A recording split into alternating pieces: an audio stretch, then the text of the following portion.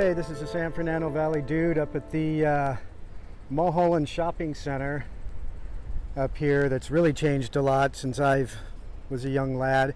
By the way, this is the site of where I broke my wrist right here. Anyway, I just want to show you. Now this particular building here has completely changed. The Chase Bank. There used to be a big building here called TG and Y. We called it Toys, Goodies, and Yo-Yos back in the old days. It was kind of like a 99-cent store, I guess, of the day.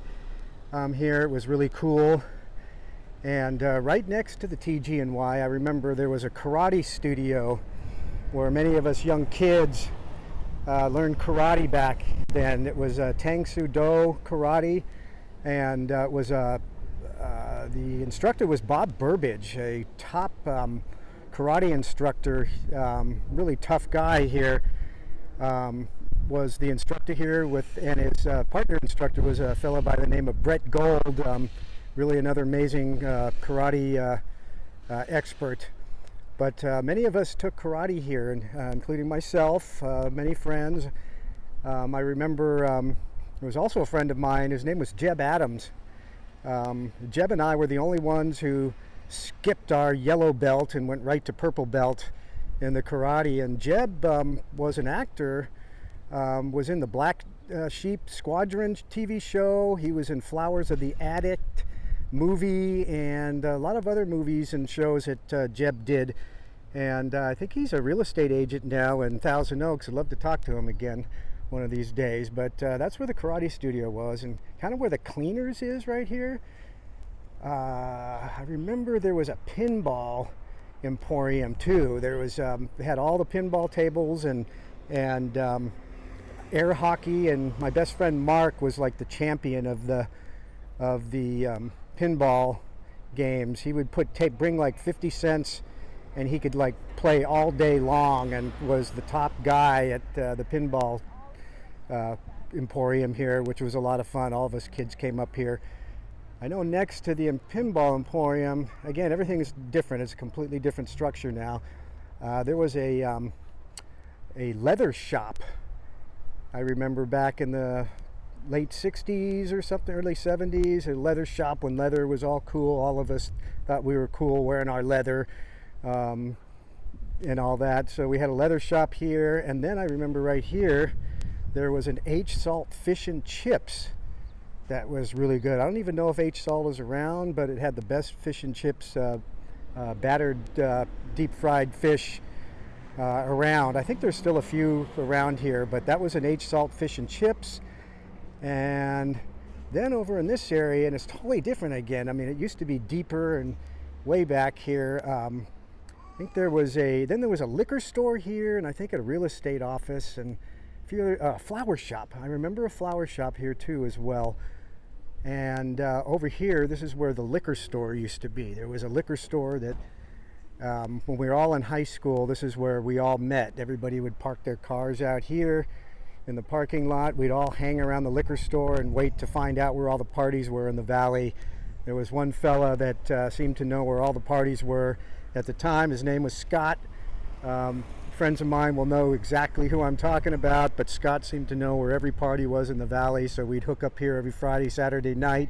Scott would give us the list, and then we'd all get in our cars and just go to all the different parties. This was obviously before Facebook and all that kind of thing, where everybody could communicate, so we used to come hang here.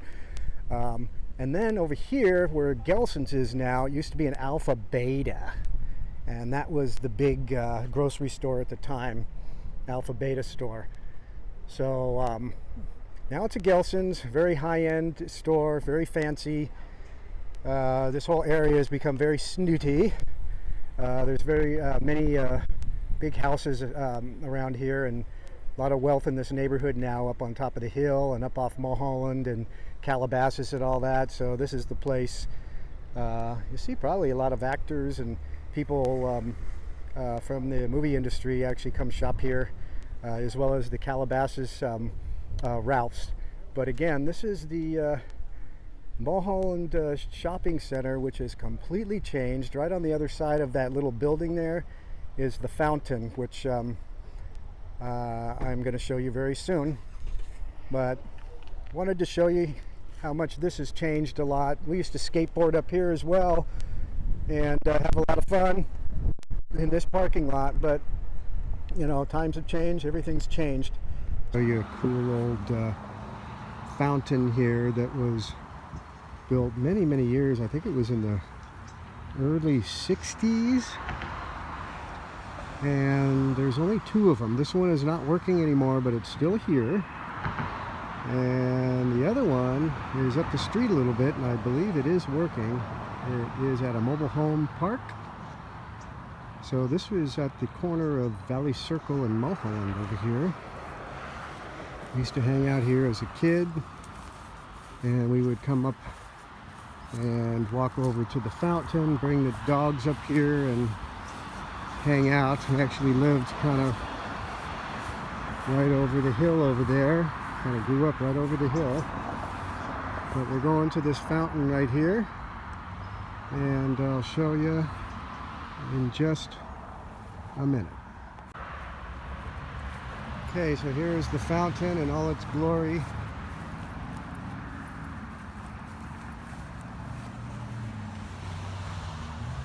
Like I said, there's only one of these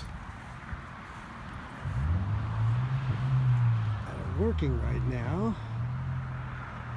But back when I was young, this actually was full of water and sprouting water and flowing water, and it was a really cool place to just come hang out when we were young. An old fountain here in Woodland Hill. Here is the working fountain. It's actually a lot smaller than the other one, isn't it? When I look at it, it's almost like half the size. But there it is. I see the bees seem to like it today. Is there a beehive attached to there? Something up above. Something's going on. I'm going to keep the... yeah, there's a beehive there. I can tell you a quick story. Years ago, my friends and I actually put Mr. Bubble kids bubble bath in this fountain years ago, and it overflowed with bubbles and the whole deal. They had to drain the fountain and whatever, but that's what you do when you're kids and you live close by and you do crazy things. But yeah, there's definitely a beehive here, but it's right at the Woodland Hills Mobile Estate Park. Right at just as you're just heading south of Mulholland, up like the first turn into Topanga Canyon. Anyway, there it is there, and we will move on to the next video. Okay, we're coming down Topanga Canyon here into the valley to Topanga and Mulholland. This house was built quite a few years back, but it just takes over the whole side of the road here, and they put all these cactus and things here. It's kind of cool. But anyway, we're at Mulholland Drive in Topanga Canyon here, and over to our left, this little area back in here, we used to call it Hobo Town, believe it or not. There was some homeless people back in the old days. We called them hobos. They were just men. They weren't any women or families or anything, but lived back there. We found little structures, little shacks, so we called it Hobo Town. But again, here we are on Mulholland, and we're coming up toward the other fountain that I was just showing you. Off to the left here, by the way, this is Louisville High School. It's an all-girls Catholic high school right up here. And I could tell you a story about that in another video. But Louisville Girls School. And off to your left here, before the fountain, is Enchanted Gully, we called it. But there's the fountain. And off to the next video. Okay, San Fernando Valley Dude, I forgot to show you this location and tell you a little story about something over here. This is that house, my best friend's house. I showed you earlier in another video, but I didn't tell you about this house up here. This house.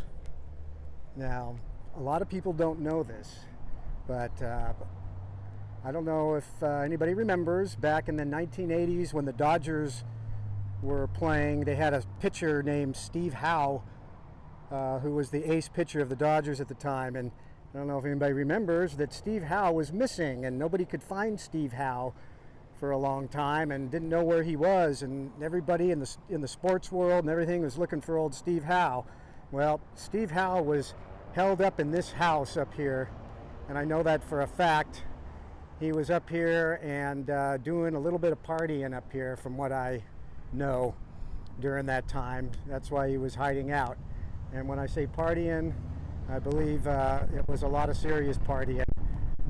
There was a fellow that lived up here named Rocky, and doesn't live here anymore, but he had Steve Howe at his house during that time when the whole world was wondering where Steve Howe was. Steve Howe was actually in this house hanging out right behind my best friend's house here in Woodland Hills. So that's just another little side tidbit to the whole story. I'm going to take you up on here one of these days. I'm going to go to the top of Tabletop Hill. We used to ride our motorcycles up here and go to the top up here, which is really cool, but I will do that another day.